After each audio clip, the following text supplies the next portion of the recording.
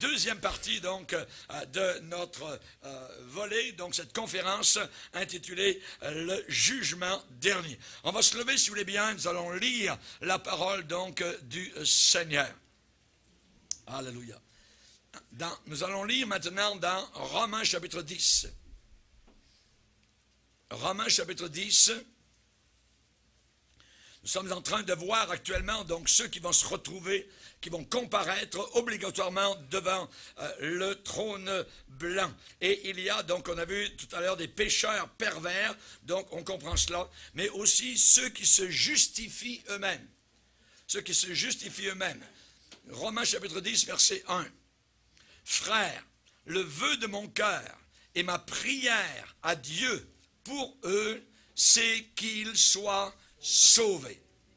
Je leur rends le témoignage qu'ils ont du zèle pour Dieu, mais sans intelligence, ne connaissant pas la justice de Dieu, qui est Christ, et cherchant à établir leur propre justice, et ils ne se sont pas soumis à la justice de Dieu, car Christ est la fin de la loi pour la justification de tous ceux qui croient.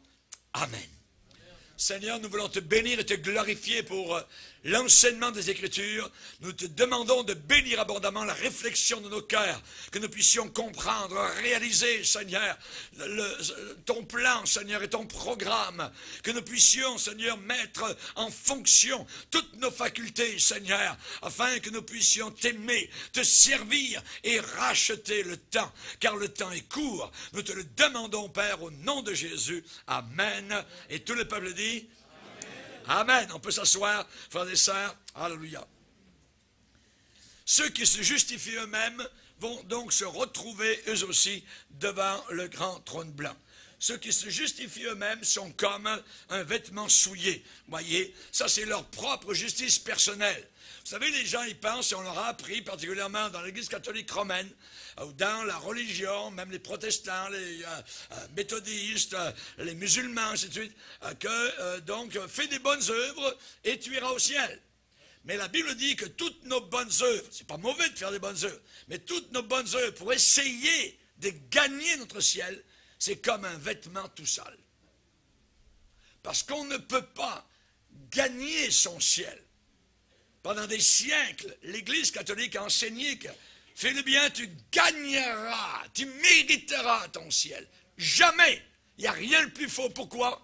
Parce que si je peux gagner mon ciel, alors Christ n'a pas eu besoin de mourir sur la croix du Calvaire. Mais il est mort sur la croix pour que ce ne soit pas par nos œuvres que nous soyons sauvés, mais par la foi en lui, dans ce que lui a accompli à la croix. C'est un cadeau de Dieu. Un cadeau ne se mérite pas. Un cadeau se donne. Et Dieu nous a fait un cadeau merveilleux en Jésus-Christ, son Fils. Gloire au Seigneur. Maintenant, ces gens pensent qu'ils sont trop bons pour être damnés et aller en enfer. Voyez, ils pensent que l'évangile, ben oui, l'évangile, mais c'est pour l'ivrogne, c'est pour le drogué, c'est pour le tueur. Voyez, c'est pour le pervers, l'abuseur d'enfants. Lui, il a besoin de l'évangile. La prostituée, le blasphémateur, voyez. Mais les bonnes personnes, voyez, qui vivent dans des belles maisons, qui ont des belles manières, qui savent bien tenir leurs cigarettes, avec le verre d'alcool dans leurs mains. Ils connaissent les belles manières, ces gens-là. L'enfer, c'est pas pour eux. Ils ne pensent pas qu'ils iront en enfer. Ils sont membres du club de bienfaisance en ville. Ils donnent de l'argent pour des causes qui en valent la peine. Ils donnent dans des concerts pour les orphelins d'Afrique.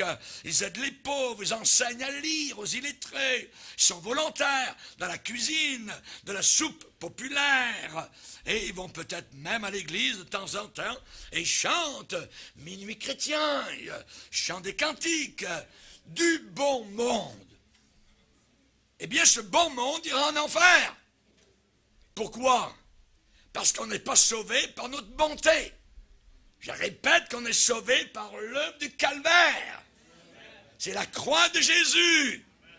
Si je suis sauvé parce que je suis bon, eh bien, à ce moment-là, je peux dire à Jésus, Jésus, tu peux rester dans le ciel, tu n'avais pas besoin de descendre sur la terre, mourir sur la croix.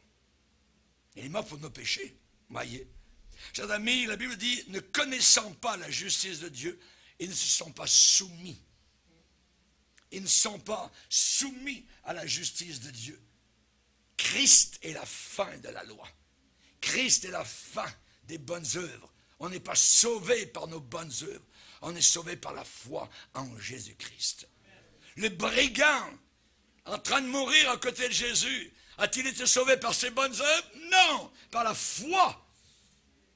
Jésus, s'il te plaît, souviens-toi de moi quand tu entreras dans ton règne. Aujourd'hui, je te le dis, tu seras avec moi dans le paradis. Est-ce qu'il l'a mérité, ce paradis? Mais c'est injuste. Certains vont dire, non, c'est la justice de Dieu. C'est la justice de Dieu.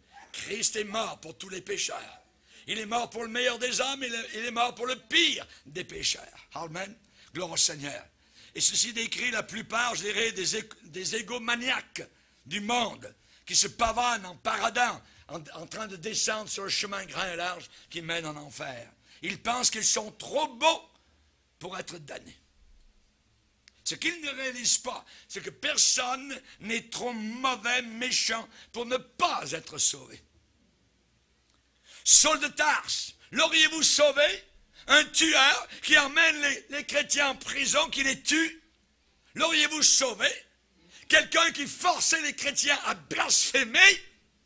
Eh bien, Christ l'a sauvé. Il ne l'a pas mérité. Pas plus que le brigand sur la croix du Calvaire. Jésus dit, je ne suis pas venu sauver des justes, mais des pécheurs. Tant que tu ne te reconnais pas pécheur, tu ne peux pas être sauvé. Il est venu chercher des pécheurs. C'est quand j'ai crié à Dieu, je me suis reconnu pécheur, j'ai pleuré sur mes péchés, qu'il est venu me sauver. Alléluia. Personne n'est trop mauvais, méchant pour ne pas être sauvé. Mais personne n'est trop bon pour ne pas avoir besoin d'être sauvé. Amen.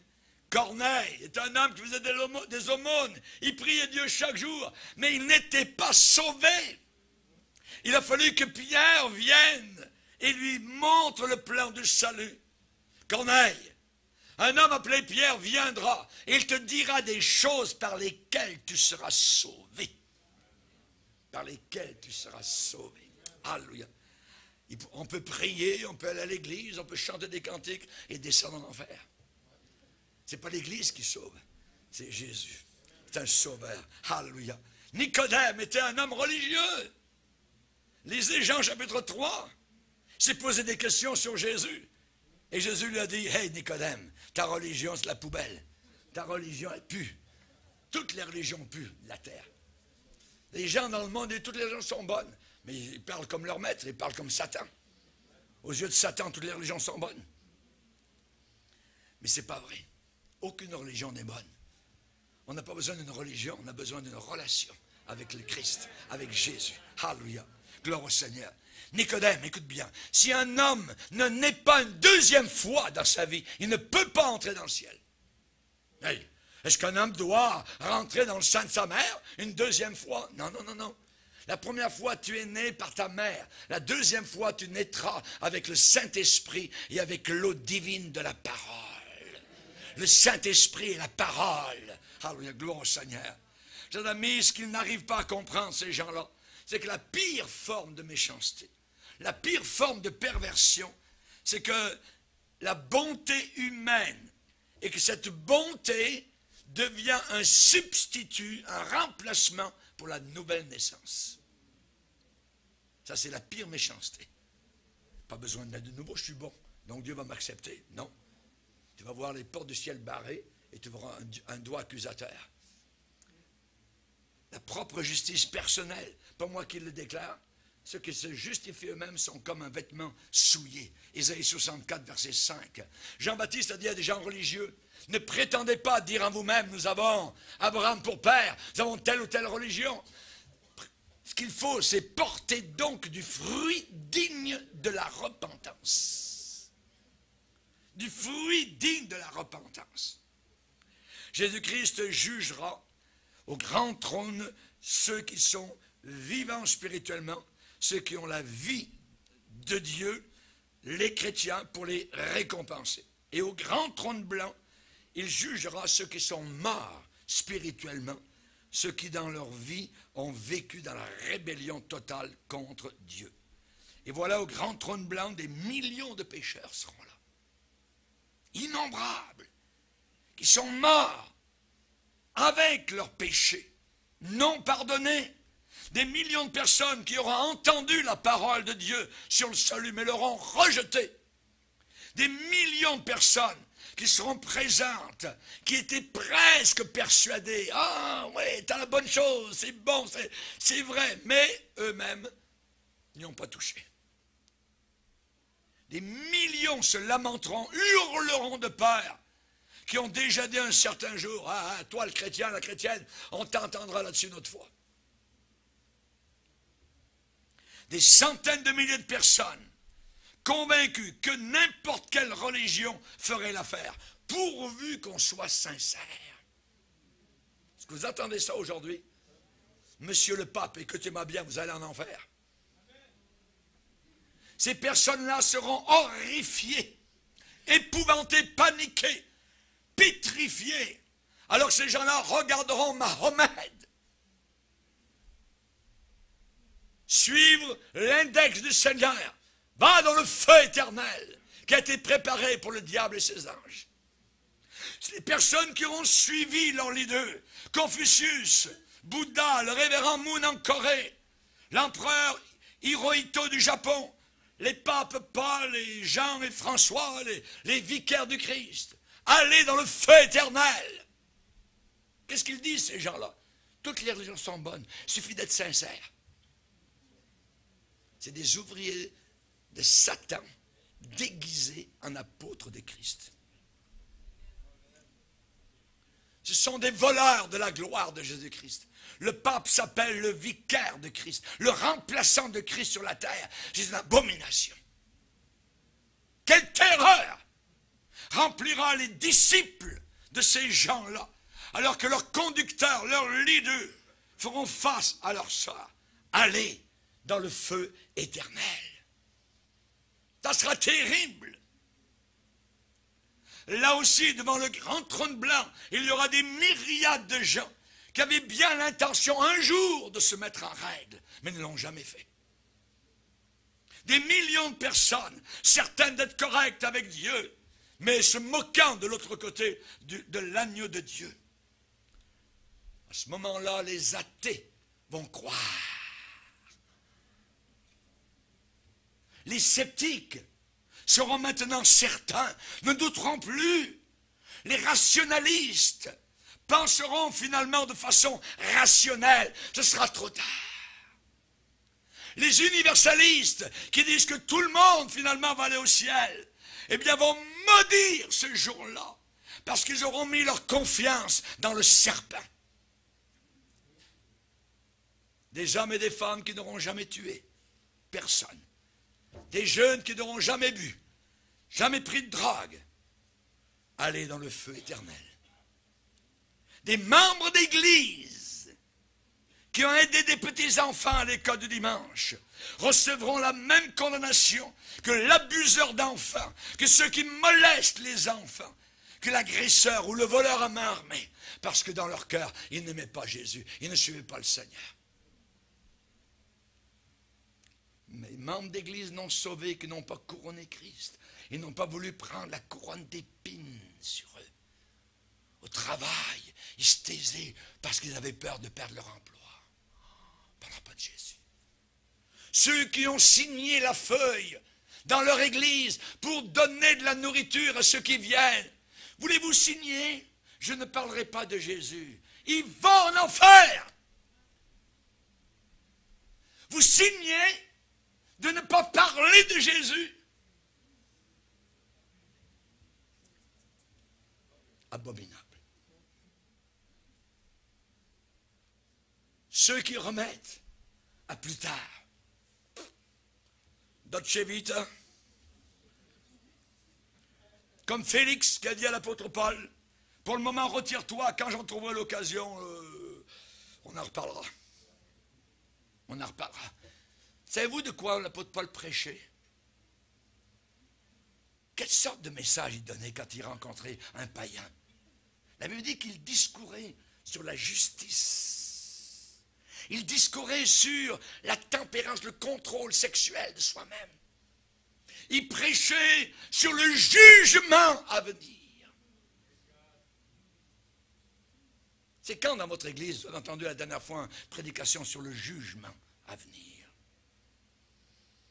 Ceux qui ont remis à plus tard. Des gens qui auront eu l'intention d'être sauvés. Oh oui, mais pas aujourd'hui, quand je serai plus vieux. Ils savaient qu'ils étaient pécheurs. Ils n'étaient pas contre l'évangile. Non, non, non, non. Mais simplement retardés, on va prendre son temps un peu, tout ça. Pouvez-vous sentir battre votre cœur? Le pouls? Ce petit battement qui fait boum, boum, boum. C'est tout ce qu'il y a entre vous et l'enfer.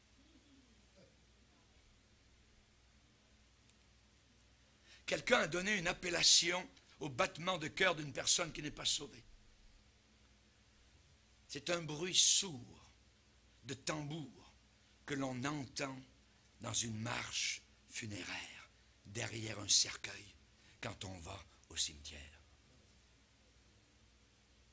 Un jour, votre cœur va s'arrêter de battre, que vous le vouliez ou non, que vous y croyez ou non. Ça va vous arriver, c'est inévitable. Mais si vous ne connaissez pas Jésus-Christ, si vous ne l'avez pas dans votre cœur, si vous ne vous êtes pas soumis à la justice de Christ, vous irez, vous descendrez au fond de l'enfer. Oh, pasteur Bourgier, vous essayez de me faire peur. Vous essayez de m'effrayer. Je crie à Dieu que ça puisse faire exactement cela.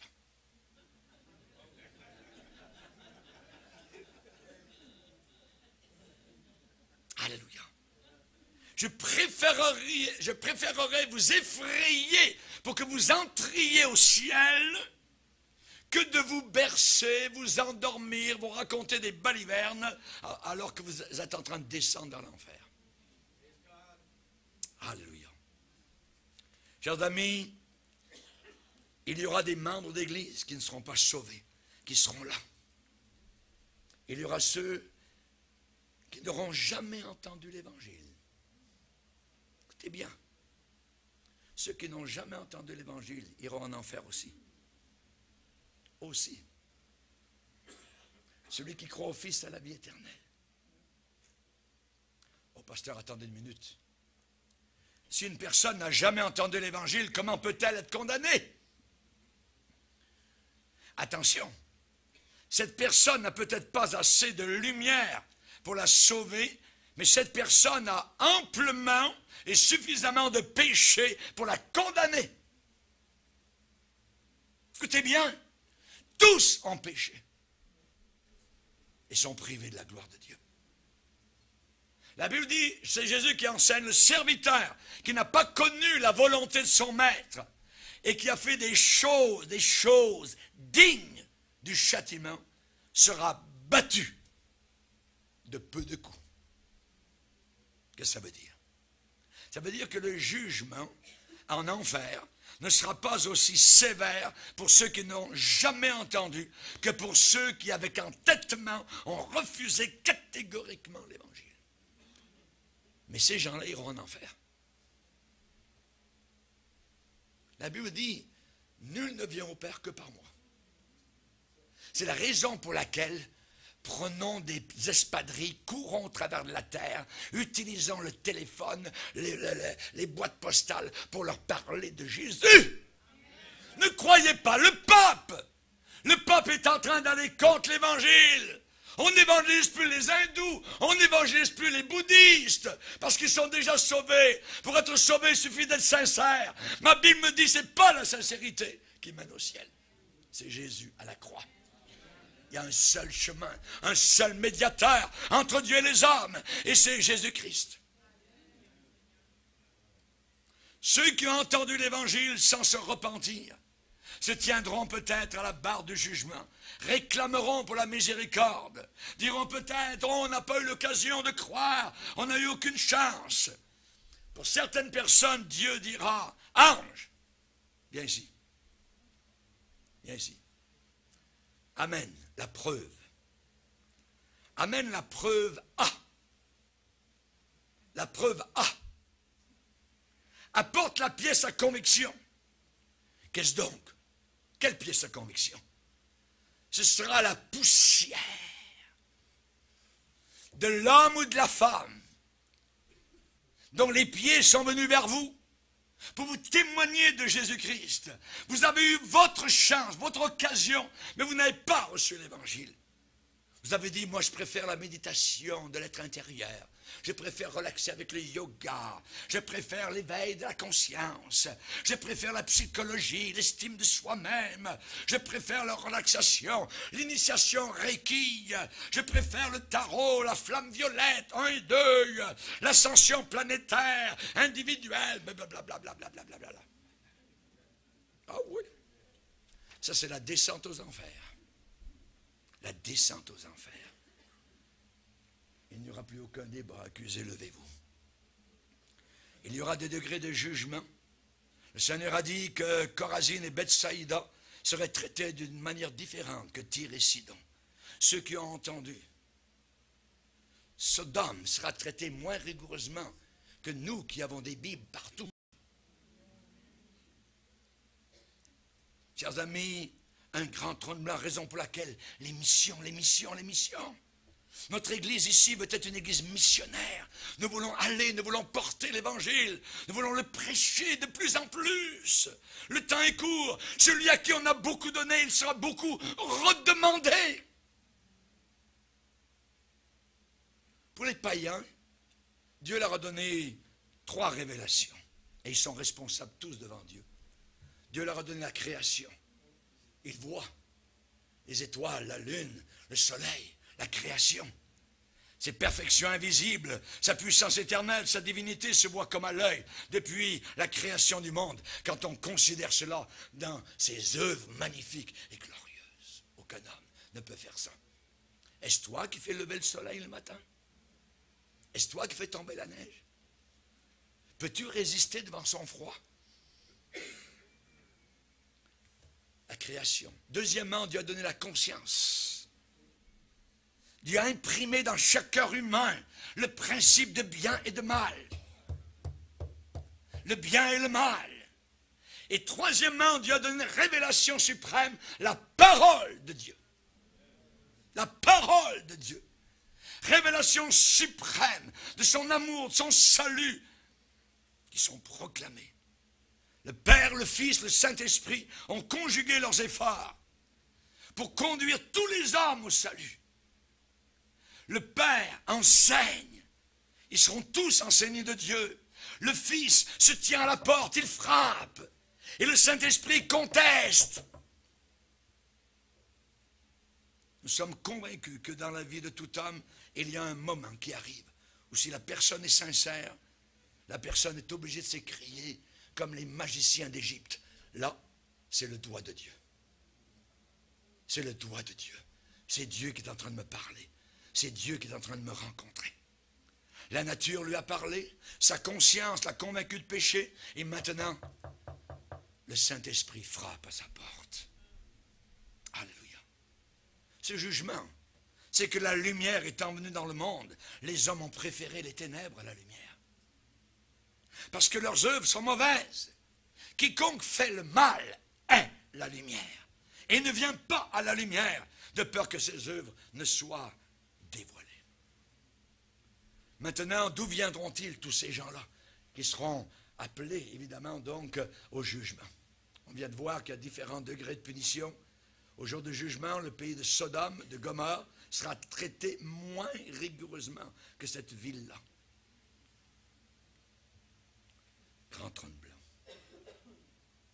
D'où viendront-ils? De partout. La mer rendit les morts qui étaient en elle. La mort et le séjour des morts rendirent les morts qui étaient en eux. La terre va ouvrir tout grand ses cimetières, ses tombeaux, pour laisser partir, sortir ces morts depuis leur tombe. Les morts vont ressusciter tous des profondeurs des océans. Les océans, les mers rejetteront de leur sang les morts. Les fosses océaniques se soulèveront pour laisser partir les morts, livrer leurs morts. Ils viendront depuis les régions désertiques de l'Arctique, des sables du désert, des jungles tropicales, de n'importe quel lieu où les gens sont morts. Ils seront ressuscités et réunis à leur corps. Des âmes mortes réunies à des corps morts qui montent au jugement pour ensuite aller vers l'enfer éternel.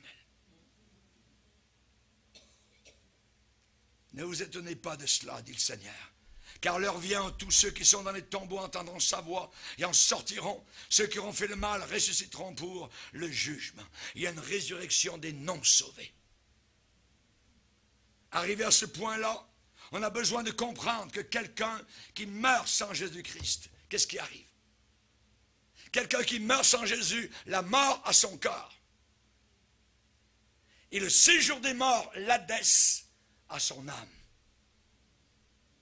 Quand un enfant de Dieu meurt, il va tout de suite, immédiatement au paradis. Tout de suite. Tout de suite. C'était bien les adventistes du 7e jour qui croient qu'on dort dans la terre. Jamais de la vie. Un chrétien qui meurt va tout de suite au ciel.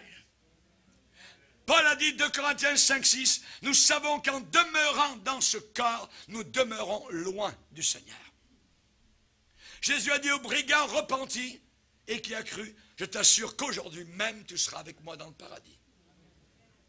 Mais quand quelqu'un meurt sans avoir le Seigneur Jésus-Christ comme sauveur, son âme descend immédiatement vers l'enfer, dans le séjour des morts, dans l'Hadès.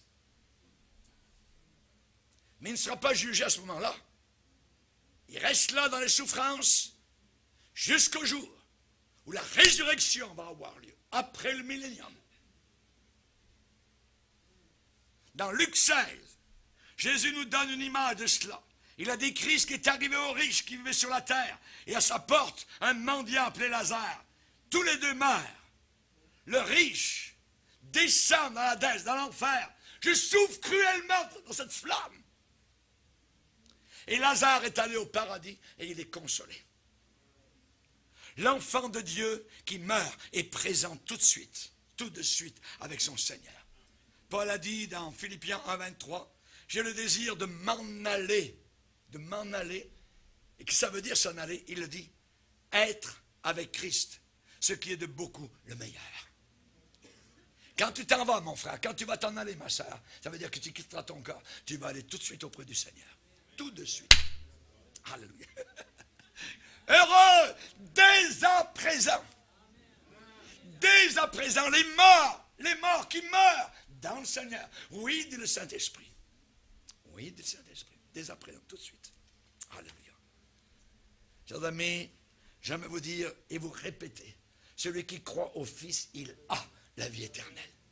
Croire au Fils, ça ne veut pas dire, oh ouais, je crois à Dieu, ouais, Jésus, il est venu. Ça. Ah, non. Le diable, il croit aussi, il tremble.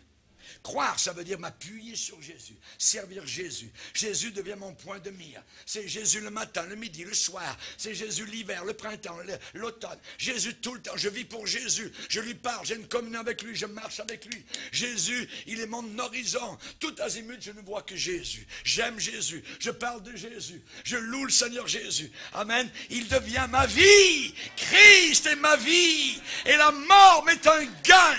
Alléluia. Gloire à Dieu. Gloire à Dieu. Alléluia. Merci Seigneur. Maintenant, par l'autorité de qui? Par l'autorité, par le pouvoir de qui ces gens-là seront-ils convoqués? Vous savez, parfois, un juge envoie une convocation en cours, une sommation de comparaître. Parfois, le criminel refuse d'y aller. Il refuse de s'y rendre. Le criminel accusé peut essayer de dissimuler ses sentiments. Il peut essayer de mentir. Il peut essayer de se déguiser. Il peut essayer même de fuir, de chercher asile dans un autre pays d'où il ne sera pas extradé. Il peut aussi se suicider pour ne pas venir en cour de justice, pour faire face à la justice. Goebbels, cet homme d'Hitler, un ministre de la propagande hitlérienne, luciférienne, en Allemagne, durant la guerre. Goebbels était chargé par Hitler de la guerre totale. Et c'est lui qui a donné la direction à la Deuxième Guerre mondiale. Cet homme-là s'est suicidé avec toute sa famille en 1945. Il ne pouvait pas faire face à la justice. Il savait que c'était fini. D'autres aussi, officiers allemands, pour ne pas faire face au procès de Nuremberg, ce tribunal international militaire, on les a amenés dans le box des accusés pour être inculpés de crimes de guerre, de conspiration contre l'humanité. Certains se sont suicidés même avant le procès dans leur cellule. Mais devant celui qui sera assis sur le grand trône blanc, eh bien, ils ne pourront pas éviter. Ils seront convoqués. Personne ne pourra l'éviter, ne pourra y échapper. Tout genou fléchira devant moi, a dit le Seigneur. Et parce que Jésus, justement, est ressuscité, c'est garanti, c'est absolument sûr et certain que le jugement des morts non sauvés aura lieu. Il a fixé un jour où il jugera le monde selon la justice par l'homme qu'il a désigné et ce dont il a donné à tous une preuve certaine en le ressuscitant des morts. Alléluia. Cet homme que Jésus a désigné, Jésus-Christ, il est vivant. Il est sorti du tombeau. Tout ce qui est caché sera amené au trône en plein jour. En plein jour. Lors de ce jugement, il y aura une déposition, un acte d'accusation contre ces gens-là. Il y aura un réquisitoire, une poursuite. Grand trône blanc, n'oubliez jamais. Et je vis les morts, les grands et les petits, qui se tenaient devant le trône. Des livres furent ouverts. Les morts furent jugés selon leurs œuvres, d'après ce qui était écrit dans ces livres. Saviez-vous que Dieu a toute votre vie dans les moindres détails, rapportée et écrite dans son livre? Pas une seule chose, pas la moindre, qui a échappé à sa connaissance. Dieu tient une comptabilité exacte de nos œuvres. Et l'un de ces jours, vous allez faire face à son rapport exact et précis de toute votre vie sur la planète Terre. Dieu a dit dans Amos 8,7, « Je n'oublierai jamais aucune de leurs œuvres. » Il y aura un jour des comptes à rendre. Ecclésiaste 12,14, Dieu amènera toute œuvre en jugement au sujet de tout ce qui est caché, de tout ce qui est secret, soit bien, soit mal. Soit bien, soit mal. C'est d'exister sur nos cœurs une fenêtre en verre, une vitre en verre. La plupart de nous, nous voudrions que cette vitre-là soit le plus noir, le plus foncé possible. Quelqu'un un jour a dit, je me fiche totalement de ce que les gens disent de mal à mon sujet, mais je dis simplement, merci Seigneur, parce qu'ils n'en savent pas plus sur moi. L'autre jour, j'ai retrouvé certaines de mes cassettes de prédication. Ça va faire bientôt 50 ans que je prêche l'Évangile. Et il y a environ 40 ans, presque un demi-siècle, et j'ai écouté une de ces cassettes. Mais la voix était plus jeune prédicateur, voyez.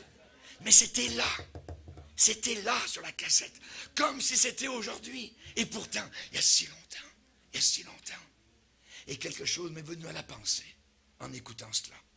Le Seigneur a dit, je vous le dis, vraiment, au jour du jugement, les hommes rendront compte de toute parole vaine qu'ils auront proférée.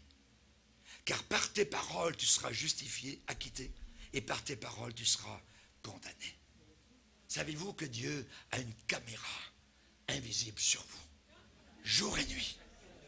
Jour et nuit. De n'importe quel côté où vous alliez, tout est enregistré par le Seigneur.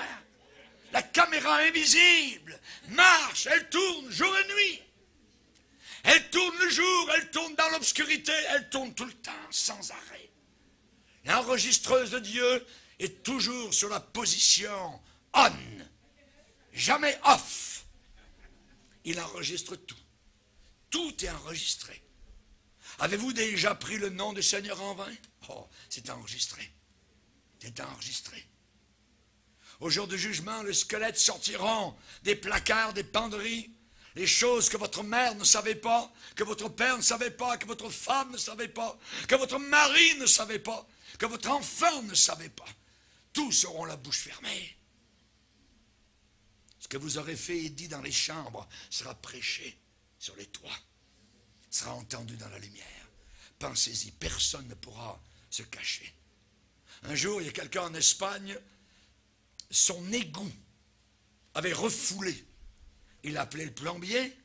Le plombier est allé dans la rue. Et vous savez, il y a des grosses plaques en fer, en bronze, voyez, très lourdes. Et le plombier a soulevé cette plaque-là pour savoir ce qui arrivait. Savez-vous ce que la personne a déclaré? Soudain, j'ai regardé le plombier et des milliers de coquerelles sortir soudainement et couvrir toute la rue, envahir la rue. Il y a même une coquerelle qui m'a fait grimper sur le mur.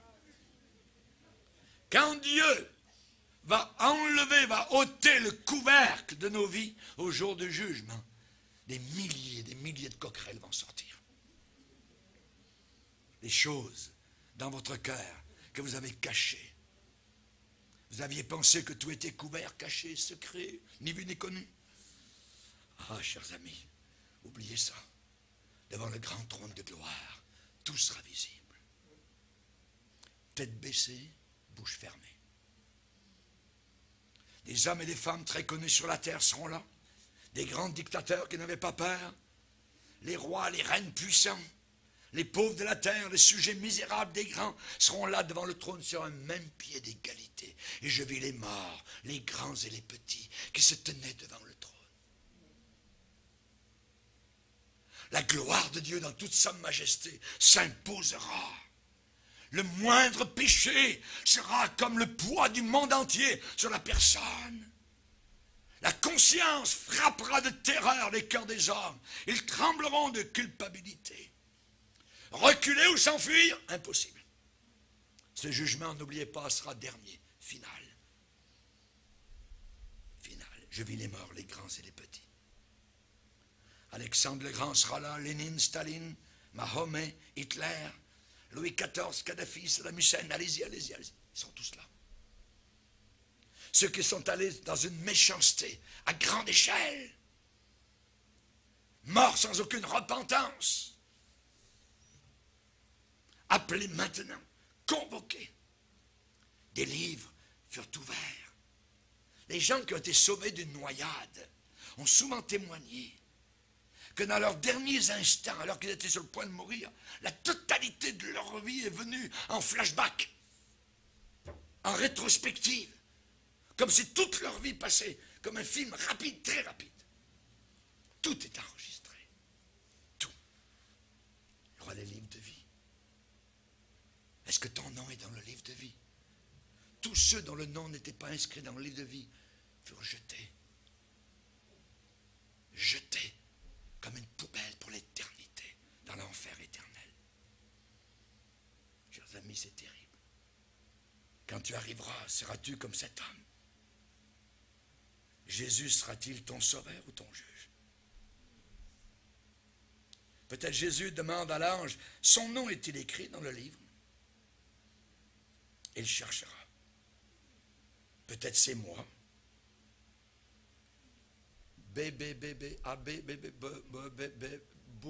Bourgier. Oui, Raymond. Oh.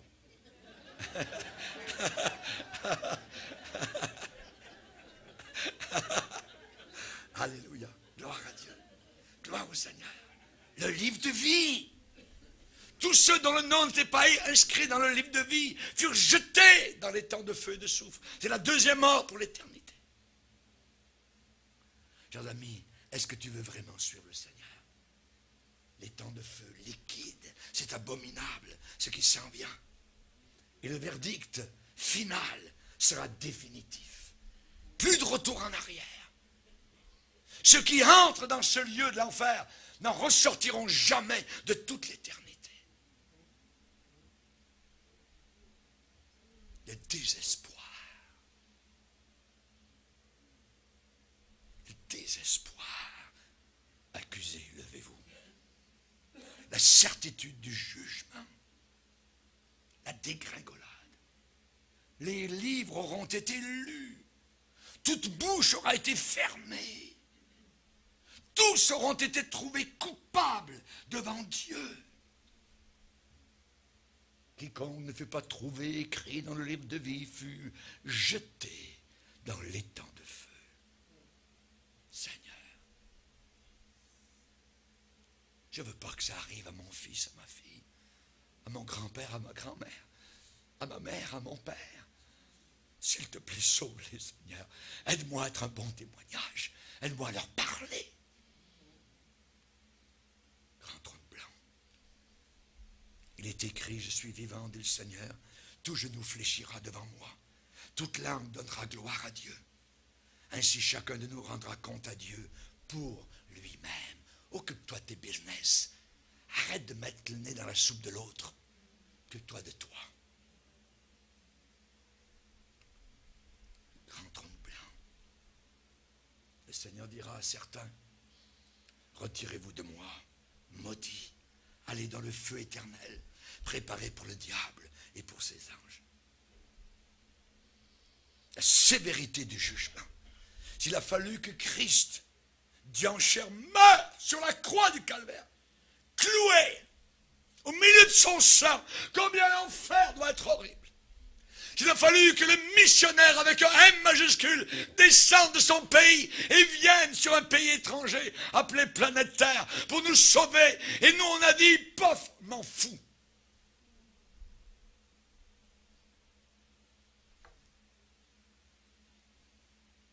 Tout genou fléchira devant moi, toute langue donnera gloire à Dieu. Balance.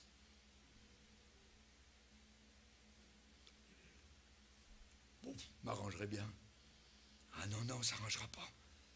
C'est une chose terrible. Terrible. Terrible. Que de tomber entre les mains du Dieu vivant. C'est écrit dans le Nouveau Testament.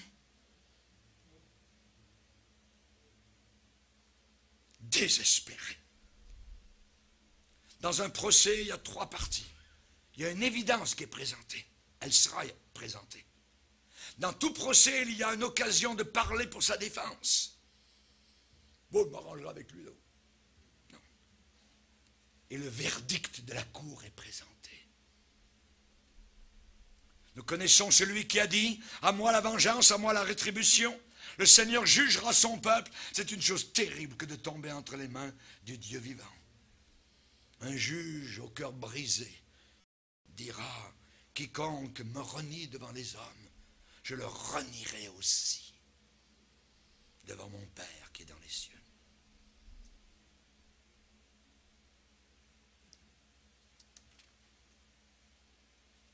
Jésus a raconté l'histoire. L'histoire merveilleuse. Dieu ne veut pas que vous alliez en enfer. Non. Un jour, quelqu'un a posé la question à un pasteur. Pasteur, vous croyez vraiment dans l'enfer? Si oui, dites-moi où il se trouve. Et le pasteur, avisé, sage, a répondu, l'enfer se trouve juste là, à la fin d'une vie passée sans Jésus. Juste là au bout. J'aimerais vous dire en terminant que pour moi, je ne serai pas debout devant le grand trône blanc pour être jugé et condamné. Je vais vous dire pourquoi. Parce que j'ai fait un arrangement hors cours avec mon avocat.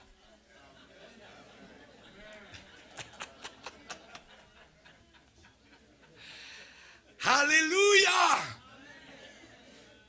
As-tu fait ton arrangement hors cours avec l'avocat? Le fils prodigue est venu dans les bras du père. Le père n'a pas dit non. Aujourd'hui, on peut encore venir. Quand Jésus est mort sur la croix, il a agonisé pour que je vive avec lui pour toujours dans son ciel. Merci Seigneur. Et avec son sang, Il a payé ma dette pour mon péché. Maintenant, je suis acquitté. Acquitté. Pardonné. Justifié. Léger. Dans la joie. Je vais quitter la terre avec un cri de joie. Alléluia. Jésus a dit, je vous le dis, celui qui écoute ma parole, qui croit en celui qui m'a envoyé, il a la vie éternelle et ne vient pas en jugement. Il ne vient pas en jugement. Il ne vient pas en jugement. Alléluia. Gloire à Dieu. Chers amis, nous irons vers la nouvelle Jérusalem, vers la gloire éternelle. Là où il n'y a plus de pleurs, plus de tristesse, plus d'enterrement, plus de séparation. Une joie éternelle couronnera nos têtes. Alléluia. Merci Seigneur. Qui accusera les élus de Dieu? C'est Dieu qui justifie. Qui les condamnera? Christ est mort. Bien plus, il est ressuscité. Il est au milieu de nous ce soir. Il est là parmi nous. Merci Seigneur. Il intercède pour nous. N'est-ce pas merveilleux? Avoir un cœur enflammé pour Jésus. Notre cœur ne brûlait-il pas pendant qu'il nous parlait en chemin? Il faut que notre cœur brûle pour Jésus. Pierre, m'aimes-tu? Pierre, m'aimes-tu plus que les autres? Seigneur, je veux t'aimer plus. Plus. Plus. N'est-ce pas merveilleux? Votre péché peut être enterré dans le tombeau de l'oubli de Dieu et ne remontera jamais à la surface. Jamais. Le prix a été payé. Payé, payé. Je t'ai gravé sur mes mains et tes murs sont toujours sous mes regards. Alléluia. Autant l'Orient est éloigné de l'Occident, autant le Seigneur éloigne de nous nos péchés. Alléluia. Oui, Seigneur, nous sommes des fils et des filles prodigues. Nous te bénissons pour l'Évangile. Seigneur, c'est toi le Père dans l'histoire que nous a raconté Jésus. Et nous venons vers toi. On est fatigué de l'écuelle des porcs, la porcherie, la pourriture, la saleté, le concubinage. On n'en veut plus. On veut te suivre, Seigneur. On veut marcher de manière pure et propre. La croix est vide. Il n'est plus là. Ne le cherchez plus sur un crucifix. Amen. Il est ressuscité. Le tombeau aussi est vide. Et notre cœur qui était vide est maintenant plein, rempli de sa présence. Amen. Ne viens pas en jugement. Ne viens pas en jugement. Amen. En vérité, je vous le dis, celui qui écoute ma parole, qui croit à celui qui m'a envoyé, il a la vie éternelle, ne vient pas en jugement. Il est passé de la mort à la vie. Alléluia. Direction. Amen. Chemin grand et large, ou bien retour. Amen.